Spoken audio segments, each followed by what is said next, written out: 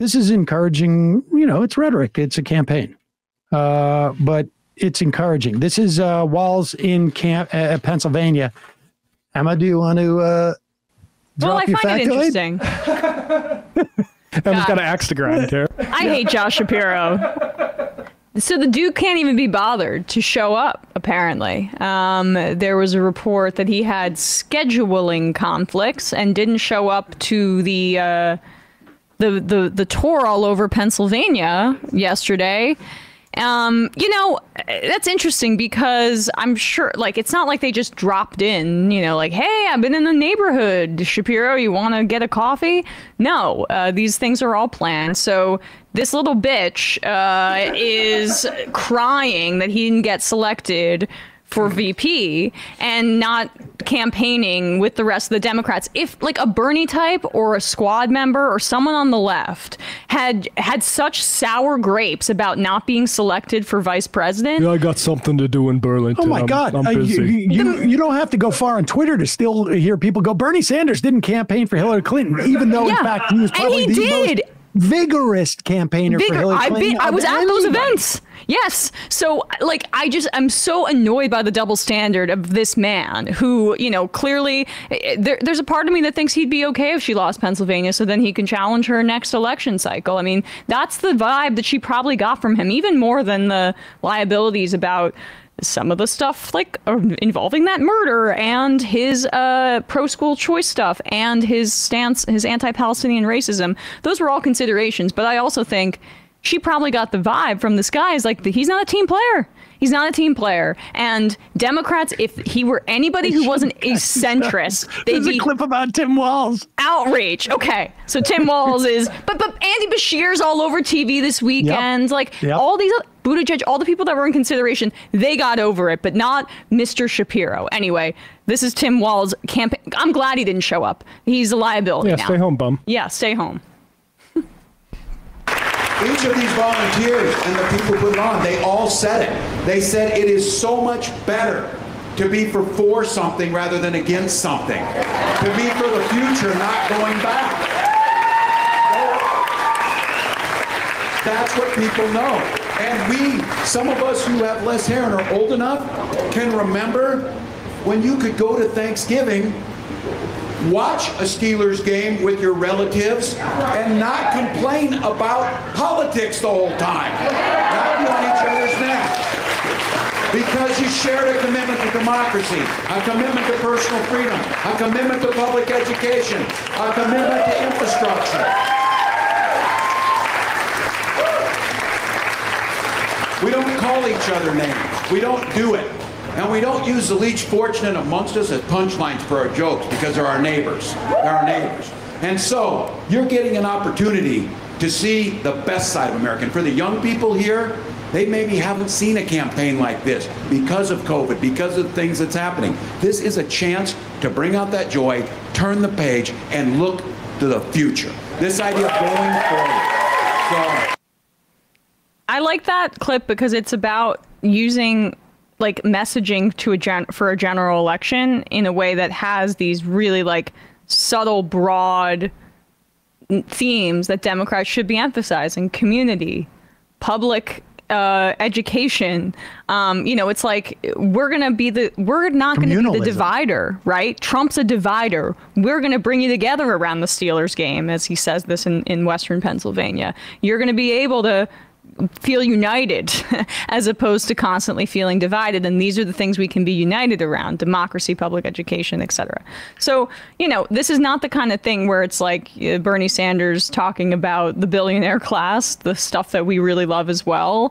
But it is a general election campaign for a Democrat that actually is interested in winning, and not just winning for the sake of it, winning by like kind of resetting the narrative around these particular this particular set of issue sets, and also back to Shapiro, he couldn't go up there and talk about public education because he doesn't believe in the institution of public education. I like the idea of Walz saying it's not political to be for public education. Yep. I mean, it is political. But I like the idea for a general campaign to say, like, these are just normal positions. Like, these are what, these are just, brand these as being, just American mainstream positions for public education, for public schools. Yep. These things, I mean, I think that is very, very healthy. I have always said that the best fight is going to be with a Democratic Party that has embraced the leftmost of its principles, and that becomes the center and the normal and the average. And then, I mean, I guess it's basically an Overton window type of argument. But as they move the center and normal to the left, 100%. It gives much more, left of center. All the better. So good for Walz. And good for Harris again, because like I sometimes I get a little, I think we highlight Walz because he's a wonderful communicator and like does a lot of the things that we wanted for the Democrats to do. But sometimes I think he gets a little outsized attention because, he's like the white guy that like a lot of people think is a communicator of the issues that I don't know. My point he is better at that stuff. He is better at that stuff, but she picked him for a reason. And like, well, but that's the point. Yeah, but that's right. The point is that Walz has been a governor. I mean, he's actually, governor. we have seen his policies in action. We've seen what he will sign. We've seen what he won't sign. And so he is extremely concrete in terms of, and she, by making this choice, has, tied herself to those concrete things. So on some level, he is an avatar of what we think her policies will be. And we're happy about that. Now, it remains to be seen whether this is how I cover my left flank. This is a shield, but it doesn't make sense to, offer promises that you have no intention of delivering if you intend on having a successful presidency. Yeah. Now, that doesn't mean that you could have these intentions and then when you get into the presidency, you don't have the ideological foundations or rudder that can make you address questions that come to your desk and personnel decisions. But again, that's what it means to be a jump ball. Biden navigated to the center of the Democratic Party. I'm not sure that Harris, and he had a career of doing that. I'm not sure that Harris has that kind of instincts or experience to know where that is. Which means, I don't think she had the same like political rudder that Biden has now. We were happy. I personally was happily surprised with Biden because it also was a reflective, I think, of where the Democratic Party has moved. And it was an indication of where it was. Who knows with Harris? But Walz is at least the most concrete thing in which we can make an assessment at this point. Yeah. I hear that.